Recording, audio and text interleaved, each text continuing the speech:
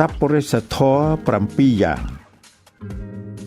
1ធម្មញ្ញុតាគឺការស្គាល់ដឹងហេតុគោលការណ៍ស្គាល់វិធីនិងនាំឲ្យទៅដល់គោលដៅ2អត្ថញ្ញុតាគឺការដឹងផលដឹងគោលបំណងស្គាល់ប្រយោជន៍ដែលខ្លួនចង់បានថាមានលក្ខណៈយ៉ាងណា3អត្តញ្ញុតាគឺការស្គាល់ពីខ្លួនដឹងពីខ្លួនថា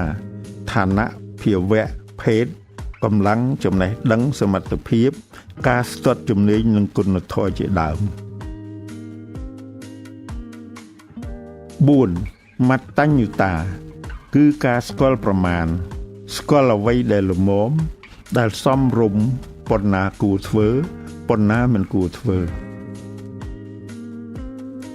5កាលញ្ញុតាគឺការស្គាល់កាលស្គាល់ពេលវេលាស្គាល់កាលៈទេសៈស្គាល់ស្ថានភាព6បរិសញ្ញុតាគឺការស្គាល់បរិស័ទបានដល់ការស្គាល់ទីប្រជុំជនស្គាល់សហគមន៍ស្គាល់ប្រទេសទាំងក្នុងវិស័យគ្រប់គ្រងសេដ្ឋកិច្ចសាសនា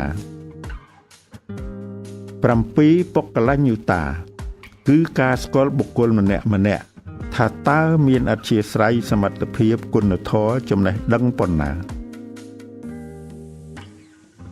ស្ថាបត្យកម្មដែលមានគ្រឹះមាំមិនងាយរលំទេអ្នកដឹកនាំក្រុមហ៊ុនដែលមានសប្បុរិសធម៌ជាអ្នកដឹកនាំក្រុមហ៊ុនរឹងប៉ឹង